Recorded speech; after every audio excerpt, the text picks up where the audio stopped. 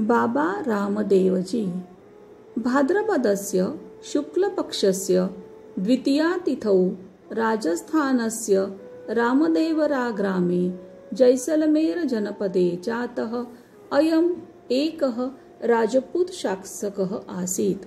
एवं कथ्यते यत् तस्य समीपे मायाविनी आसीत्। सः स्वजीवनं निर्धनानाम् उत्थानाय समर्पितवान्। अतएव सम्पूर्णे देशे विशेषतः राजस्थाने जनाः तम् ईश्वरम् इव पूजयन्ति। सः न केवलं हिन्दूनां देवः अपितु सः मुस्लिं वर्गस्य आराध्यः अपि अस्ति। एकदा मक्कातः केचन जनाः रामदेवस्य परीक्षां कर्तुम् आगतवन्तः।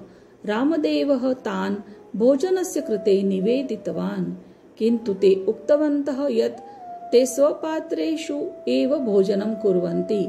तानि पात्राणि इदानीं मक्कानगर्यां सन्ति। तदा रामदेवः उक्तवान्, चिन्ता मास्तु, भवन्तं भोजनं कुर्वन्तु। भवतां पात्राणि इदानीं मक्कातः आगच्छन्ति इति। ते जनाः दृष्टवन्तः यत् तेषां पात्राणि मक्कातः उड्डयनं कुर्वन् आगच्छन्ति स्म।